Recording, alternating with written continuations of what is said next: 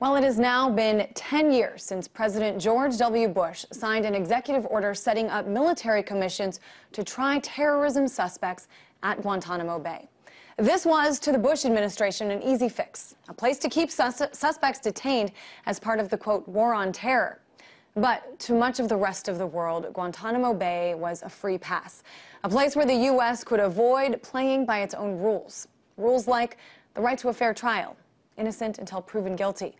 It is also a place where the harsh interrogation practices and torture came to light, angering friends and foes alike. Now, because of this, candidate Barack Obama promised to make some changes. Listen. Guantanamo, that's easy. Close down Guantanamo, restore habeas corpus. We're going to lead by shutting down Guantanamo and restoring habeas corpus. I intend to close Guantanamo, and I will follow through on that. Guantanamo will be closed. That flag represents rule of law and due process, and that's why we're going to close Guantanamo and restore habeas corpus. All right, so just a few weeks after coming into office in January 2009, President Obama did sign an executive order mandating the closure of Guantanamo Bay within the year. Well, it is now November of 2011. Guantanamo Bay continues to be open for business with plans for renovations and nearly 200 detainees still in custody.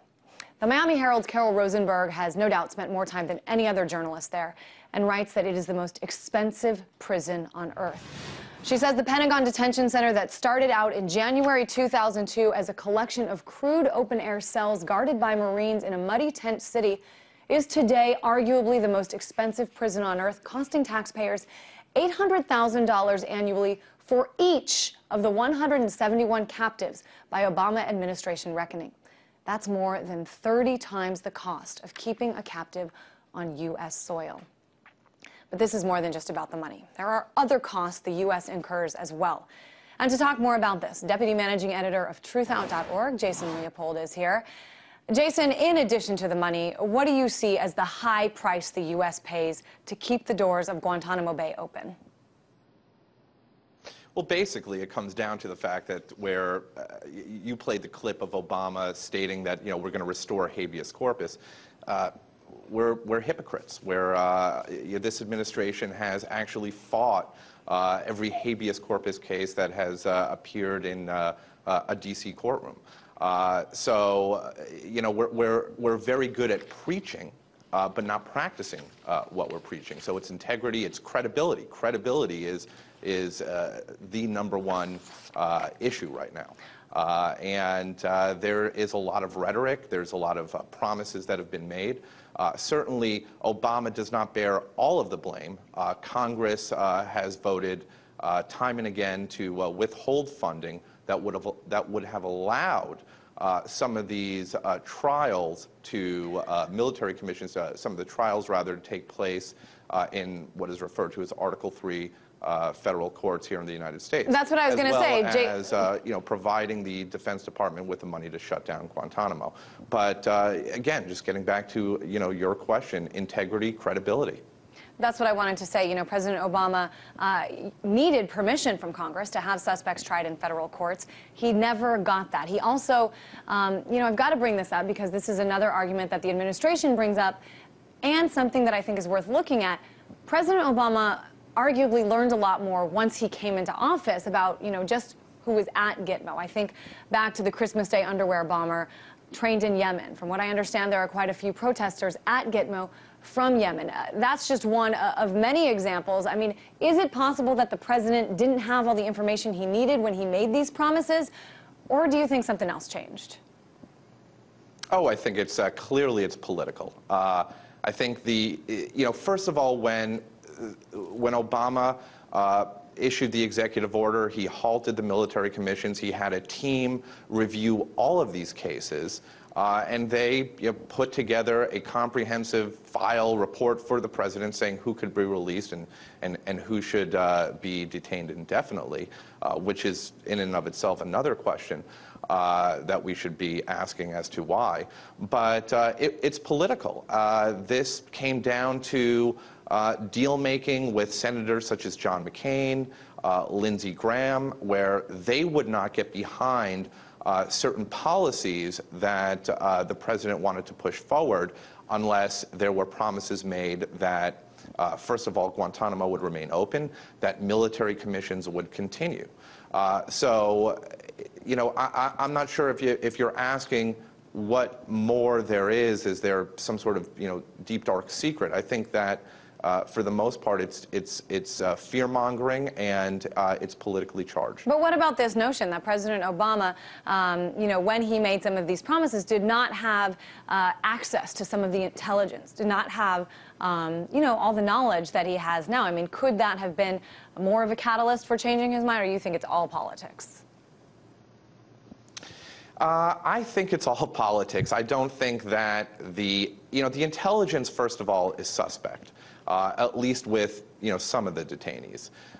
We've seen some of these detainee assessment briefs. These are the documents that were released by WikiLeaks earlier this year on all the Guantanamo detainees. And that makes it very clear that we were holding hundreds of prisoners, of detainees, who were innocent, were basically sold to the U.S. for a bounty, and they've been released. We have a number of detainees that have since been cleared for release.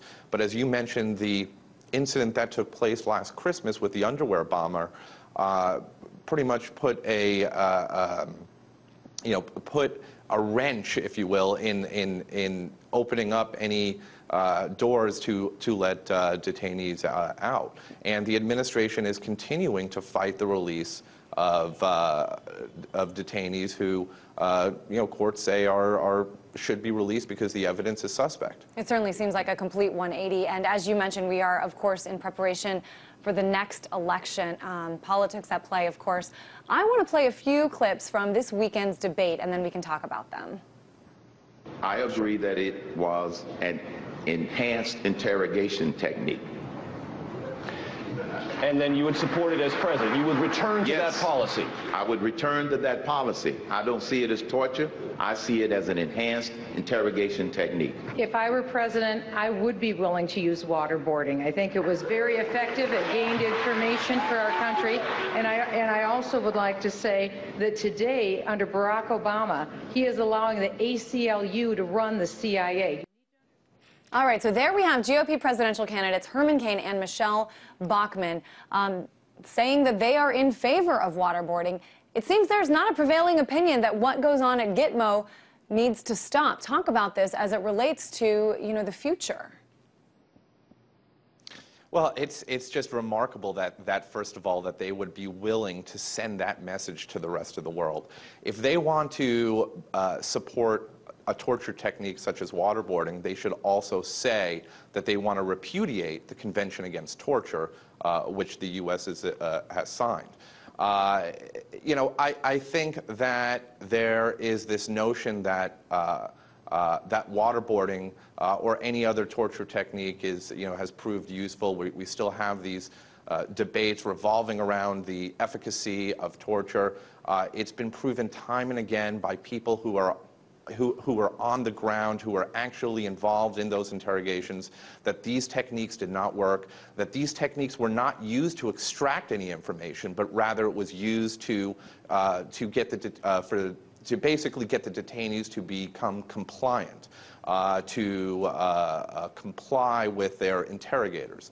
The interrogators had already knew the answers to the questions that they were asking.